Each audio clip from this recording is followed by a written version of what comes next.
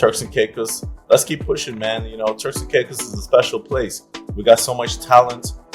It's crazy how we're on the map. You know what I mean? Like, we got the greatest artists, we got the greatest athletes, and we're just a tiny little island. So that just goes to. On this exciting episode of Pushing Your Piece, I sat down with the Black Indiana Jones himself, Mario Rigby. Originally from the beautiful Turks and Caicos Islands, Mario is an adventurer, speaker, and advocate for sustainable travel and diversity in the outdoor. We dove deep into the piece of perception and partnerships, which played a massive role in his incredible 2-year journey across Africa, where he walked and kayaked over 12,000 kilometers from Cape Town to Cairo. Mario shared some wisdom from his journey, the life lessons he gained, and how he's using those experiences to inspire others through his up-and-coming adventure series, Rigby. We talked about his book in progress, and even the possibility of a movie in the future. This episode is packed with insights from Mario's global adventures, so sit back, relax, and let's get ready to push some peas.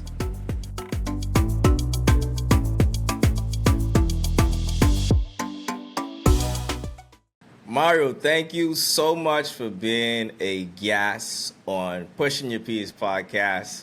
It's a pleasure to have you. I've watched your journey for the entire 2 years. Every post you post, I was following. It's truly inspiring, man. The journey and everything was truly inspiring, and I just want to commend you on succeeding at that. And to go on a trip like that, let's dive straight into it. Let's start with our first P. What was going through your mind when you decided that, I want to go and travel Africa for 2 years? Yeah, so it was really tough for me because I went through a crossroads in my life where I decided, okay, I don't know if I want to live this unfulfilled life that I was living before. I was in the city, I was by myself. In fact, I was actually achieving and reaching all the goals that I really wanted to in life. Like, I had my own business, I was doing really well, I had my condo, you know what I mean? Like, it was good, and I had some friends who I thought were friends. And then, I just had this kind of crossroads where before, if anyone knows me in Turks and Caicos, they know me as a track and field athlete. I used to run the 200, 400 meters, and I was one of the top track and field athletes one of the top in the Caribbean at that time. And basically, my goal was to compete in the Olympics, right? Like, I was like, that's where I was shooting for. I was shooting for the stars, and that dream never really fulfilled. So I just had this deep void inside me where it's like, well, what do I do with my life now? I just kind of sit there and not achieving goals that I wanted to achieve. And that's all I kind of really knew, right? And so it was hard to transition from trying to be Olympic level athlete to all of a sudden, you're working as a trainer, or you have like a fitness business, which honestly wasn't bad, but it wasn't something for me. It's a lot of other people could do that kind of lifestyle, but for me, I had like these kind of like global plans that I really wanted to accomplish things with. And so I went through like this really deep, dark kind of path of looking for purpose, looking for a path in my life that would give me purpose. And so I started experimenting with things. So I started going on walks. I put on my backpack. I never had like these hiking boots before. I never camped before in my life. Like, honestly, straight up, like I never camped. I never had a backpack. I never had any of these things. Like, everything was wild. Everything was new to me. And as I was doing those things, I was like, this is actually not bad, because I started going on these 2-hour hikes, and these 2-hour hikes turned into 3-hour hikes, 4 or 5 hours, and then I started to clear my head, and that's kind of like how I started to do self-therapy for myself. And I realized that, like, what I think for me, what it is I need to do a life of adventure. I think adventure is calling me, because I keep gravitating toward that naturally somehow, even without me trying. And I started looking around like, okay, well, what can I do? What kind of adventures can I do? I started looking up online, like, what kind of people are doing what. And what I realized was there were actually no black people doing like kind of adventures that I was looking to do. In fact, if you Googled black explorers, you all you're gonna find is the explorer truck. The SUV. Yeah. So all you're gonna see is the SUV, but not only that, but also you'll see the maybe like one or two other black explorers. That's it. And if you look now, my name might pop up at the top of Google search, and so I realized that was like kind of missing in that industry, and not that I was just kind of gunning for that, but it just kind of worked out that this is what I love to do. I knew how to like position myself to achieve the things that I wanted to achieve, and the way I did that was just through honestly like just through planning. Like I looked at like what do you need to do? What do you need to do to get to Africa? What do you need to do to traverse different parts of Africa? You know what I mean? Like, okay, you're in Cape Town, South Africa. Like, what are the things there? What kind of animals? What kind of animals there can harm you? Is it geopolitically dangerous? All those different things. So you do your research, and one thing that I was really good at was definitely preparing myself and collecting the data to make sure that I could get into any situation and then get out of it safely. So I spent, a lot of people think like I just like off the top of the head just went to Africa, but I spent probably I would say a large part, almost a year planning for the trip, like 9 months of physical preparation. That means like doing really long hikes. We're talking like 14 days hiking, sometimes a few days of hiking, and I would like mix it up. But every time I would do these hikes, I would try to figure out like how to push certain elements of my body to the limit. So, anything like, what kind of shoes, boots I need to wear, how the clothes can feel on my skin when I'm walking. If all of a sudden I can't find a place to stay, how do I pitch my tent? And not only how do I pitch my tent, but how do I pitch my tent inconspicuously so that nobody can find me or see me? Because, one of the number one problems that I had when I was in Africa was getting arrested by the police or military. And so I had to figure out like how to avoid these kinds of things.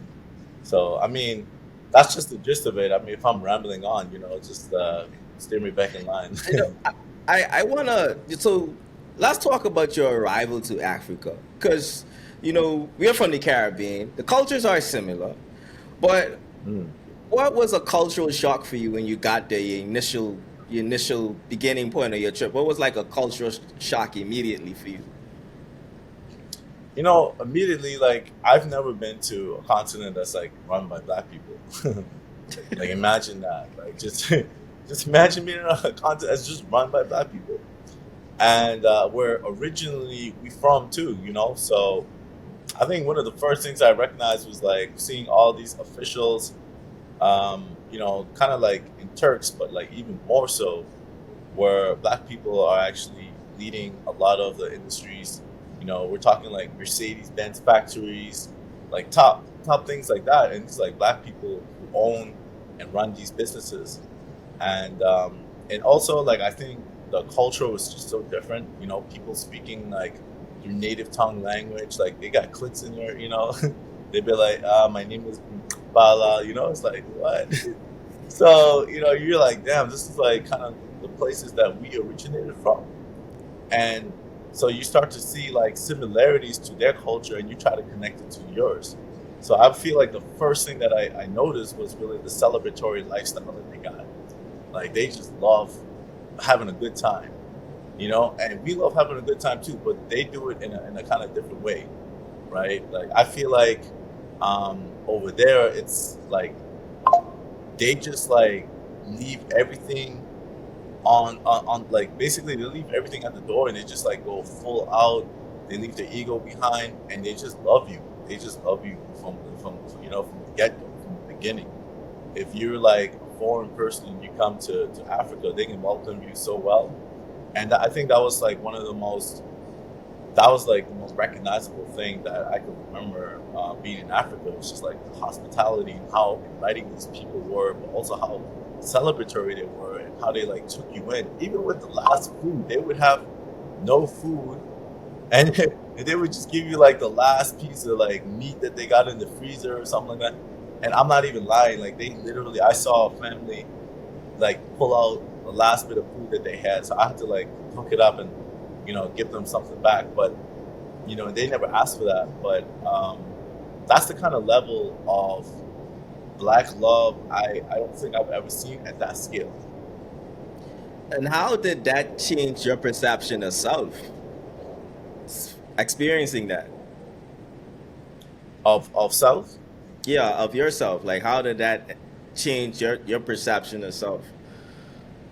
I mean, it made me believe what I thought was already true, which was that I think originally people are inherently good. I think there's some like bad people out there, but I think like 99% of people just don't, they just want to leave other people alone. And I say like 99.5 maybe even, you know. But and then the bad ones, I would say like the 5% of bad people who affect unfortunately most of the majority of people happen to just be people who are influenced by power, greed, and like basically the superpowers of the world, like European and North American industries. I think they're being led by them. So whether it's resources, tourism, um, anything, like even Africa has still a lot of slavery that we don't really talk about, but the slavery comes in different forms now, which is like working in these like mineral mines. You know what I mean? Like, um, and we just kind of look the other way because if we don't have that kind of what do you call it, industry where basically everything is heavily discounted, so you don't pay people, then we wouldn't be able to communicate on these electronic devices because they'd be too expensive for us. Right. So it's like, I don't know, man. Like Africa has just so much to offer, and it is like it put me in awe. Like it made me like see the world in a completely different way. I saw myself as basically someone originally. Let me tell you, first when I came to Africa, first I believed that like, okay, I got something to share. I went to university, I did business. I'm like, I could just share my knowledge, my skills, and and help my people out. And then when I went there, I realized that it was actually the other way around, like 100%. It was the other way around, and we can learn that as well, especially in Turks and Caicos. I think we can learn that as well. There's a lot of like love in Africa that I think we're missing in the Caribbean, in North America, South America as well. And that kind of love is something that I used to look at as weakness, but the way that they did it, I see it as a strength now. You know what I mean? Like they'll push, they'll go hard, and they'll still show you that like you can be powerful with this kind of softness, if that makes any sense. Like there was these warrior tribes, right? Like in Tanzania, Kenya, there's these warrior tribes called they're the Masai Mara people. And the Masai Mara, they always carry these weapons with them. These guys are tall. They average in like 6 foot, 6'5". Like, they just really tall, strong warriors. They literally come from warrior tribes, and they still exist today. Like they could hunt lions. They could kill you in a single blow. But the way they would approach you is, they come up to you and they'll be like, Mario, how are you today? And I'd be like, damn, man, all right, that's it. You don't got to be all like, like tough and holding your breath and puffing your chest up and all that kind of, because that's what we've been taught. That's what we've been taught is the right move to be as a tough guy. And when I was growing up as a kid in Turks and Caicos, I was definitely someone who huffed and puffed a lot, especially at the end, just before I left to move to Canada. Our mom pulled us up because we started getting into a lot of trouble, and I believe that one of the best ways to be is the the toughest one. And if you're tough, then people will respect you. But I realized that that's really not the way to go. What Africa did was it really confirmed with me that as a whole civilization, these people, that's how they live in every single day. They just live really happy, and they go for love over hatred anytime. You know, Mara, you talked about the collective nature of African culture. How did partnerships help you to navigate the terrain as you made your journey through those 2 years? Partnership was probably one of the most important things. I mean, I can tell you right now that I would say, like, people say like it takes a village to cross Africa, but I think it took Africa for me to walk across Africa. Like, Africa just accepted me, essentially. Um, because every other day that I was in Africa, I could have been killed in so many different ways, like heat stroke. I went through war zones. I saw rebel soldiers. I saw people trying to shoot me, kill me. I've been in jail 7 times. I've been tortured. I had malaria, yeah, all kinds of different things. Lyme disease, and then the worst one too. I fell in love one time too. So there was a lot of different things that could have stopped me from continuing my journey. But each and every time that I was met with these challenges, what I would do is I would actually go to a village or to a town or a city, learn kind of the ways in as short amount of time as possible. So if I really needed to learn the next, say, 400 kilometers that I need to walk, I would stay in the city for like 3, 4 days, talk to locals who know how to survive in these particular areas, because the best survivors are the ones who live in close proximity of the places you're going to.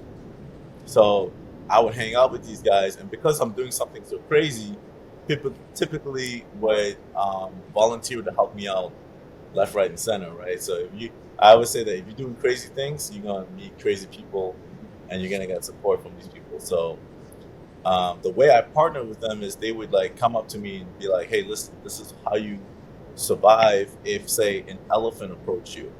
So what do you do if an elephant is charging at you?" And so I was at a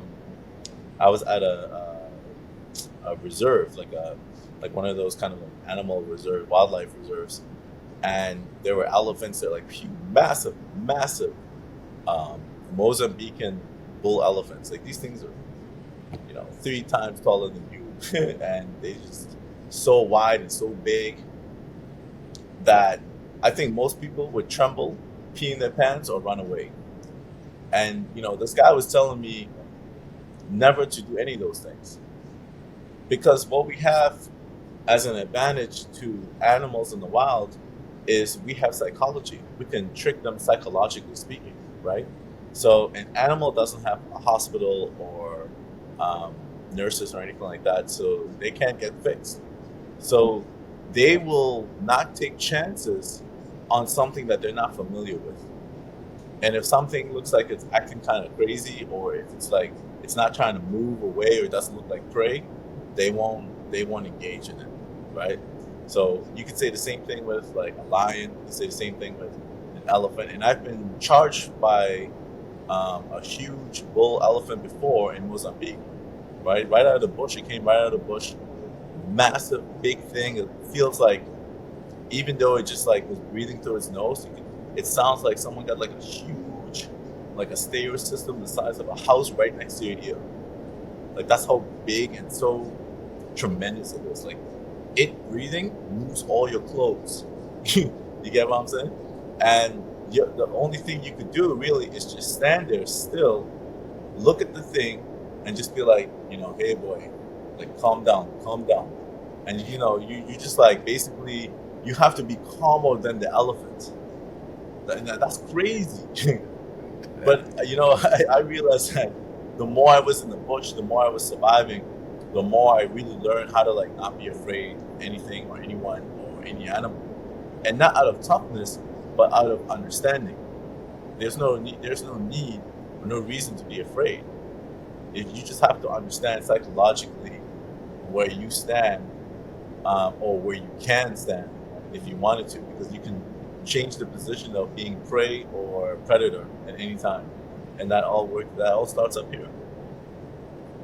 Mario, thank you so much for sharing your journey with us. Now we are going to transition to the second half of the show, where you talk about a P or any words that begins with the letter P that has been transformational in your life and your journey. So you have the floor now to push your P.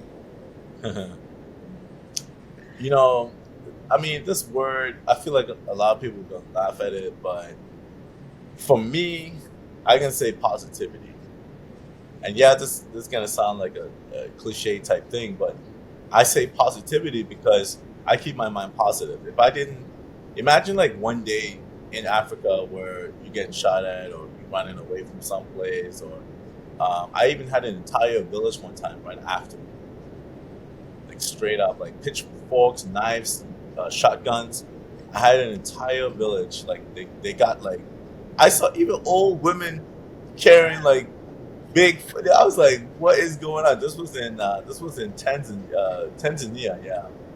And I had like the old woman got like a one of these pitchforks, and I'm like, yo, 20 people showed up at my tent. And it's easy for you to be like, oh man, this is bad, this is negative. And it is a bad situation. But I always look at the best possible outcome. You know what I mean?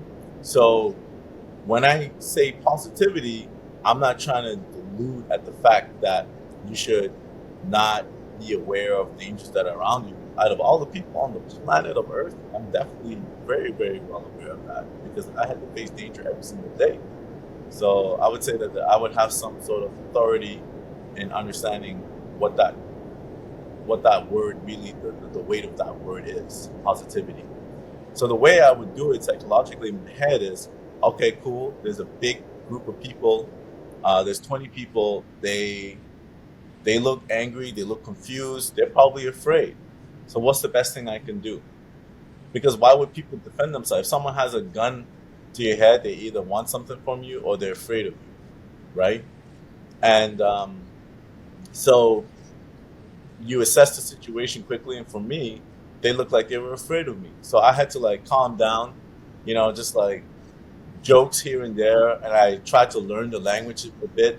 So I'm like looking at the phone, trying to translate. And it all worked out. There was actually a point in time where the guy who was talking to me, he was the only English speaking fella.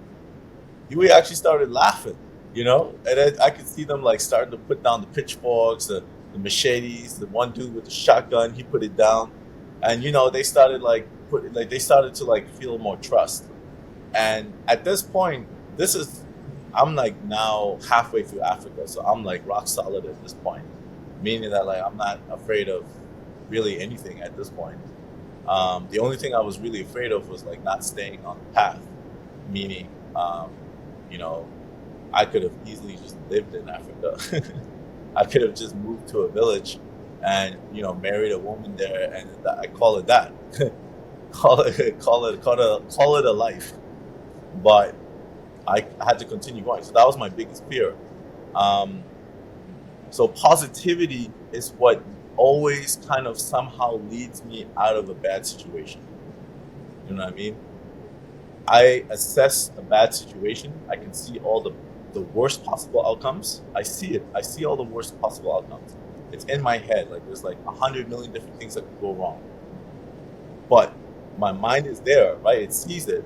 But my mind wants to get to, well, what's the best possible outcome that I could get out of this worst possible outcome? And I think that with this kind of thinking, you can literally achieve infinite amount of things. You could achieve anything and everything in life, And that's why some of the top creative thinkers, business modules, and athletes, they think this way.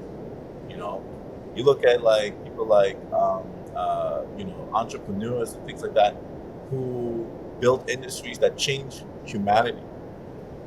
You can't have a negative mindset if that's how you think. Even if you're someone who is like someone who your job is to assess risks, You know what I mean? I forgot what their jobs are, but they assess risks in corporations with numbers and stuff like that.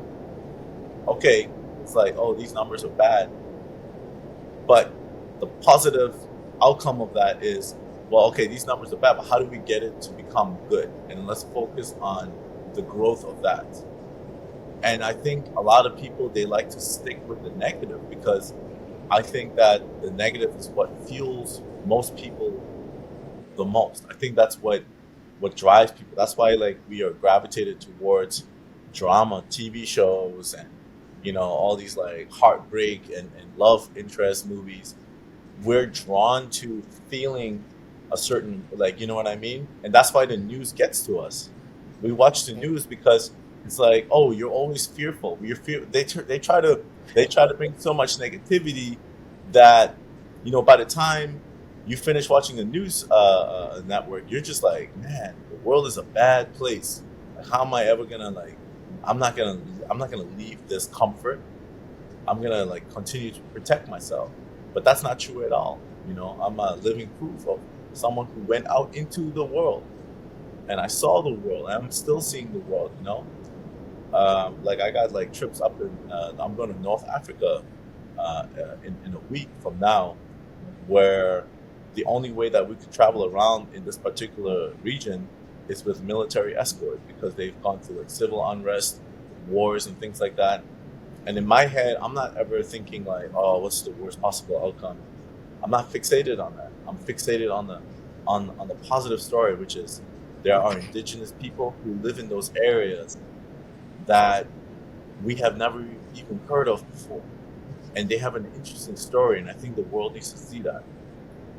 And then you start to deal with all the negative or the possibilities of things going wrong.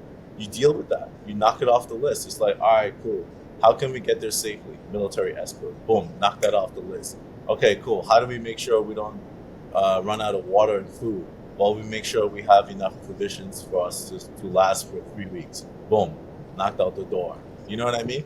So if you look at life in such a way, especially I think as Black people, we need to like really get into the habit of not being afraid to go outside of our comfort zones. Indeed. Mario, you've lived such a rich life.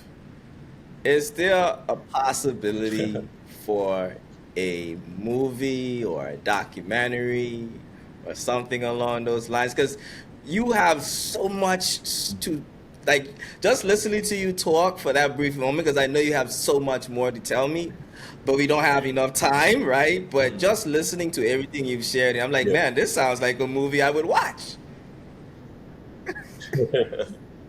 Yeah, I mean, there's yeah, you know what? I mean, I, I ain't gonna lie, I had probably 40 to 50 different production companies reach out to me so far in the last few years, just asking to do that same thing. And for me, I'm the kind of guy that I'm not in a hurry for anything. You know what I mean? Things are gonna be as they are, and I'm gonna work on that. That's gonna happen. I just want to find the right production team. I want to find the right producers to make sure that whatever film that we do is going to be great. And we are actually working on a series called Rigby. And Rigby is a TV show on social media, which is Okay. basically following my lifestyle around the world. Think about like Black Indiana Jones. You know what I mean? Like doing like crazy, like James Bond, Indiana Jones stuff. So it's like mixing reality and fiction and putting it together. So it's like going to like all these crazy places in the world, which I already do, and I always get somehow I get in trouble or I see like amazing things all the time. So we were like, hey, well, why don't we just turn that into a show? Because it's like, man, you go to some crazy I things. love, I love how you said So the we're turning Black that into a show. Indiana Jones. Like now, I can't get that out of my head. Right. We got the hat and everything. Like it's a different hat than Indiana Jones had, but it's like the new version of it. And we think that we could bring a level of entertainment that in social media I think is missing, right? Because I think social media is saturated right now. It's oversaturated, and so I think bringing in this new vertical media is going to add some new spice to how things could level up. Even if it's not just me doing it, if somebody else takes that idea and applies it, I think that's going to be great. You know what I mean? So, Well, yeah. Mario, I just want to thank you for taking the time out of your busy schedule to sit down with me. I've had so much fun on this episode, just hearing you listen, tell your story. Uh, I can't wait to rewatch it because it's so funny with the pitchfork old lady, like that's in the back of it. Uh, it was wild. It was crazy, you know. No, but you wouldn't. Go Uh, ahead. when that comes out, because I'm writing the book too, right? And I've actually started writing the book 3 years ago. I actually ended up taking it to some publishers, but again, not ready yet. I guess the next step is just to publish it and get it out the way. Can't But wait to buy it. there's definitely, yeah, when the book comes out, it's gonna be fire because it's gonna be talking about. I think it's like a new black transition in our society. I'll give you just one last kind of uh, tidbit that I think is very important for us to know, right? So we've had explorers basically come exploring us all the time. And so we go to Africa, it's like white explorers. We go to the Caribbean, it's like white explorers. It's all, colonialness and whatnot. I think it's time for the tide to change.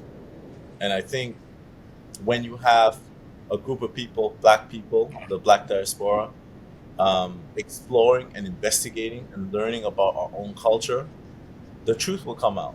More truths will come out. There's so many hidden facts about us that's so incredible, you know. Like look at just the last 100 years. We have some of the greatest everything: scientists, athletes, Yeah. musicians, poets, actors. You name it, it's like it's on another level. So imagine what the last maybe 2, 3,000 years had. So Mansa Musa, who's the richest man that has ever lived. He's a Malian emperor back in the day, and he basically depreciated the value of gold to the point where it took almost 1,000 years for it to recover. And he's a black man, you know. But before Mansa Musa, there was another emperor before Mansa Musa in at the Malian Empire, which is on the coast of West Africa. He had a fleet of 100 ships that he took across the Atlantic Ocean to find the Caribbean, to find the Central America. And this is before the time of Christopher Columbus. These ships are around here. But why do we not see it? We do not see it because it is not the interest of Europeans. Why would they be interested in other people's history? And there's no problem with that. In fact, I support that. You should go look at your own history and all that kind of stuff. The problem is, we're not looking at our own history. And so, if we have more young black people interested in our history in Africa, in the Caribbean, North America, the diaspora around the world, I think that we have the potential to essentially bend history. You know what I mean? It's like, oh, okay, cool. Europeans weren't the most creative, bravest, courageous. It was actually Africans before their time. And they may have copied that from Africa the way that they copied, silk dresses and kings and queens. The whole concept of king and queen came from Africa. So it's like, I believe that we're ready to see a world that is going to be incredibly rich with history, and that is thanks to African heritage. Mario Rigby, thank you so much for coming on the show. Now, you wouldn't be a guest if I didn't ask you a spin-off question. So are you ready? Yeah, What go for it. Guinness World Record would you like to break? Whew. Boy. That's a tough one because I've been looking to see what world records there are to break. It is hard right now because I think everyone almost did almost everything, right? I mean, whew, damn. if I was living back in the day, okay, this is only an if situation. If I could break a Guinness Book of World Record, it would be maybe to be the fastest person to circumnavigate the world using only human powered energy. So that means kayaking across the Atlantic Ocean, running across the continent, cycling and running across the continent, running through the Amazonian jungle, and crossing rivers. Yeah, but to be the fastest human to ever do it. Is that So out of that would reach be today? that would be. It's definitely not. No, like you definitely still do that. I mean, the likelihood of me coming out of that alive is diminishing, but but it's possible. Mario Rigby, the Black Indiana Jones. Thank you so much for being a guest on Pushing Your Peace podcast. Do you have any final words? That was it. That was the final word. Just like us black folks, Turks and Caicos. Let's keep pushing, man. Turks and Caicos is a special place. We got so much talent. It's crazy how we're on the map. You know what I mean? Like we got the greatest artists, we got the greatest athletes, and we're just a tiny little island. So that just goes to show how much power we have. And I think if we organize ourselves even better, it's unlimited. Ladies and gentlemen, Mario Rigby, thank you for being a guest on Push Your Peace podcast. And I'll see you guys next week.